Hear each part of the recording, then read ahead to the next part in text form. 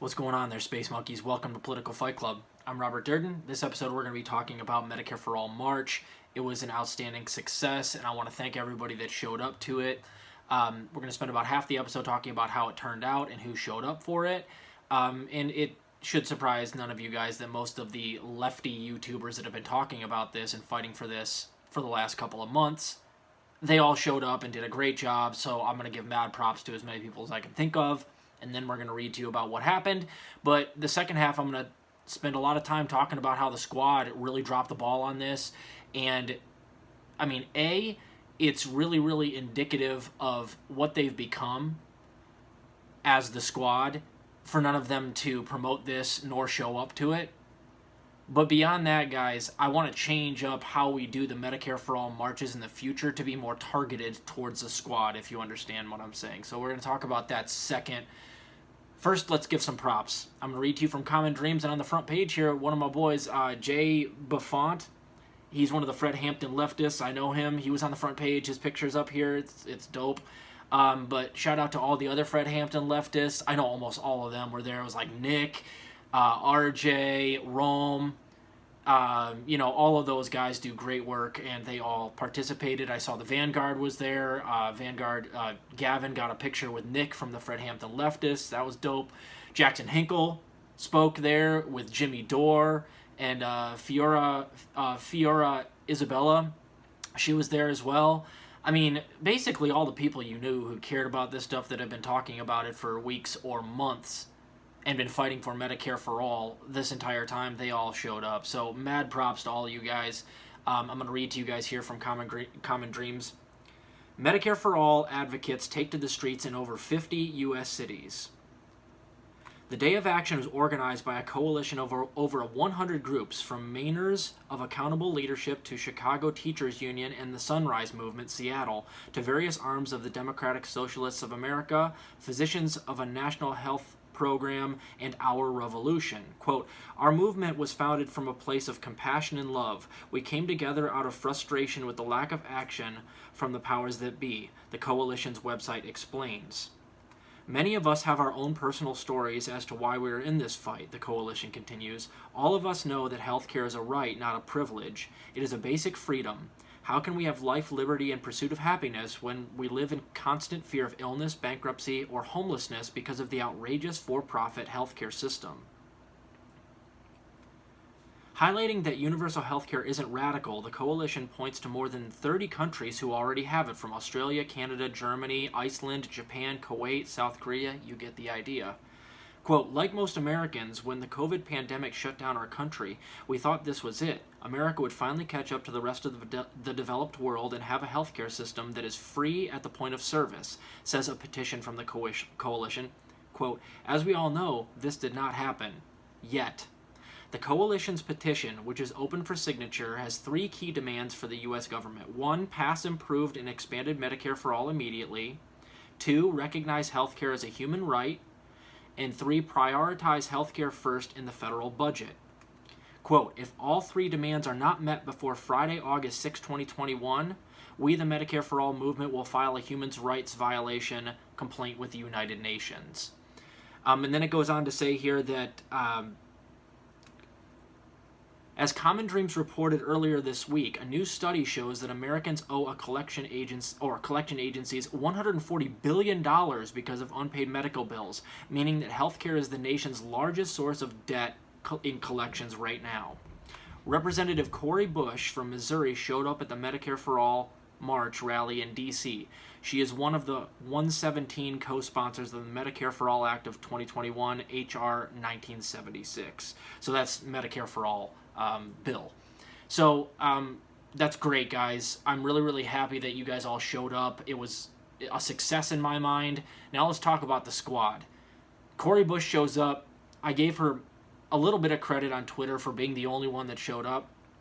But like I said, none of the squad actually promoted this. None helped organize it.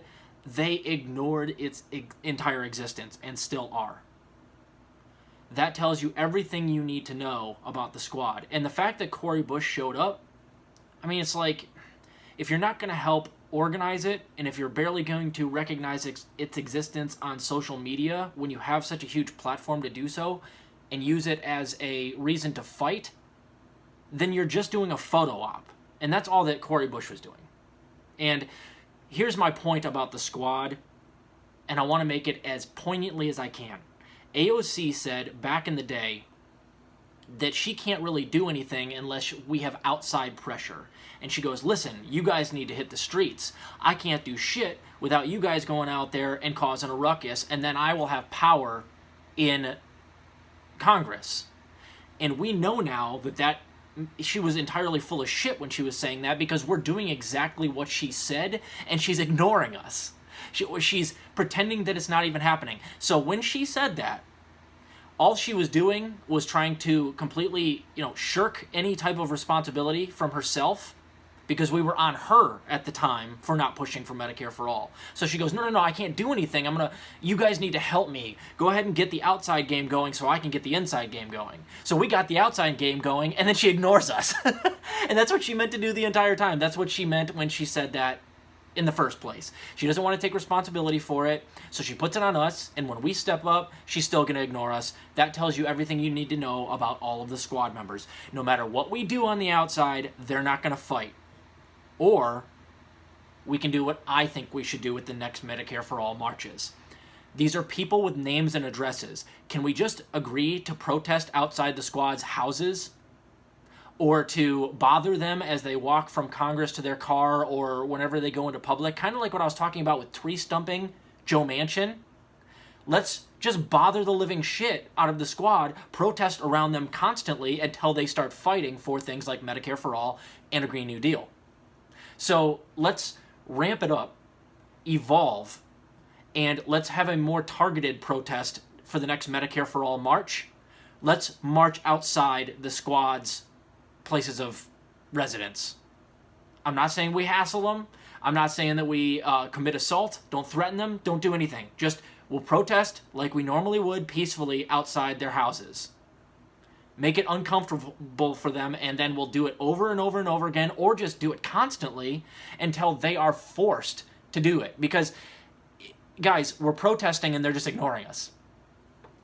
Sorry.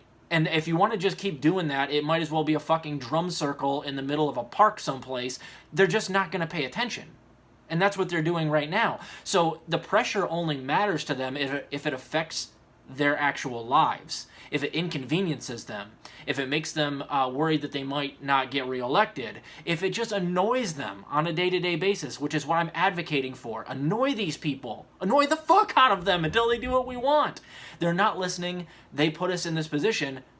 Let's just do it that way. So they're not going to listen to us. The evidence is this march. They didn't listen to us. And they're not going to do shit in Congress because they're not even acknowledging the existence of this push for Medicare for All. They have effectively neutralized the floor vote push and the Medicare for All push on purpose. And us asking nicely and protesting in the streets where they can turn a blind eye easily is not going to work. So let's get a little bit more focused in our protests and actually make it uncomfortable for the squad. Republicans aren't going to listen to us. Centrist Democrats aren't going to listen to us. This won't work if we do it outside Nancy Pelosi's house. She doesn't give a fuck. She doesn't give a fuck about people dying from lack of health care or from climate change or whatever. It won't land with them. But I think we still can protest outside the squad's houses and bother them enough that we can get them to fight simply because they don't want to be annoyed by us anymore. Can we spend the rest of the summer doing something like that? I don't know what it's going to be, but I would love to help get the word out there and organize something like that, because I think it would be much more useful and have much more actual utility in it. So that's what I think. I think that Cori Bush, I think she actually is getting a little too much credit, because, anybody can show up for a photo op and do nothing else and just, it's like virtue signaling.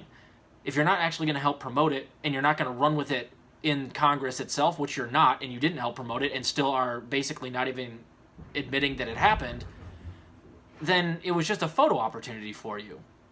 And as for AOC, she went to go help Nina Turner campaign, and that was her excuse. This is the worst excuse I've ever heard. Here's what you're doing. If you're hanging out with Nina Turner, helping her campaign, you can kill two birds with one stone by both of you fuckers going and doing the Medicare for All march and getting some pictures taken that will help Nina in her race. Why are you guys ignoring the Medicare for All march like a week before her election? You know how dumb that is strategically for you to have this opportunity to get AOC and Nina Turner on the front lines of a Medicare for All march in DC or wherever, in New York or, even in Ohio. Just show up to one of the ones in Ohio. Both of you guys, get on the front lines, get some fucking pictures, get people riled up, get 10 or 20 or 100,000 people out in the streets, and then it helps Nina win. But they stayed away from it on purpose, and then AOC is using the fact that she was out there campaigning at a non-Medicare for All march event with Nina as the reason why neither of them showed up to the event. Oh, God. The Squad is so fucking pathetic. Oh my God. If The Squad were an Avengers movie, it'd be 90 seconds long, and they'd be joining Thanos within the first minute of the movie. It's unbelievable how they rolled over and became villains that quickly. So I have zero faith in The Squad unless we force them to do something. And quite frankly, I don't have much faith in Nina Turner either. I don't know if she's going to win. I hope she does win in Ohio's 11th district.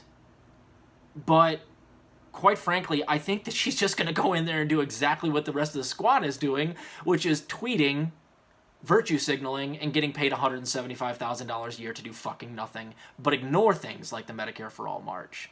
So that's all I have to say about that. I mean, it is important that Nina get in there, but the Medicare for All march was far more important, in my opinion. And also, it's so stupid to act like if you're AOC and Nina Turner, it's dumb to act like going to this Medicare for All march wouldn't be a great idea also for Nina's campaign. And yet they avoided it. That tells you everything you need to know about the Squad, and I think it also kind of tells you everything you need to know about Nina. It's really a shame. I still hope she wins because I think it's going to be an interesting experiment. My hypothesis for this experiment is that Nina Turner will go in and sell out more or less like the Squad has, and then the conclusion that we can come to from the experiment is that I don't give a shit about putting people in office that are good people, quote-unquote, anymore. We need a revolution. If Nina goes in there, she conks all of the Squad's heads together, I will admit I was wrong, and she gets them to vote as a block, and we actually get some things like a Medicare for All floor vote, or the PRO Act included in the infrastructure bill, or something, then I'll eat my words, happily. I wish that's what would happen. But I think she's going to go in there and she'll turn into another Squad member and people like, David Dole and Mike Figueredo and Kolinsky and Sam Cedar and the Young Turks will worship at their altar even though they're getting goddamn nothing done. And tens of thousands of us are dying every single year from lack of health care and from climate change. And I think that's probably what's going to happen. I just don't have much faith in Nina, quite frankly, anymore. I think she's going to go in there and do exactly what the Squad has done. So, but then we'll have our answer. If we send her there and she sells out immediately or sells out at all, we don't run anybody through the Democratic Party anymore. And that's where I'm kind of leaning, and that's where I think it's going to go. So keep fighting the good fight out there, guys. In summation, can we start targeting these protests and these marches to people that we can actually influence? I mean, I don't think we can get at a lot of the centrists necessarily, but anybody that campaigned on this shit is susceptible. So let's surround their houses, make it uncomfortable for them. Do some big old protests outside the Squad's houses.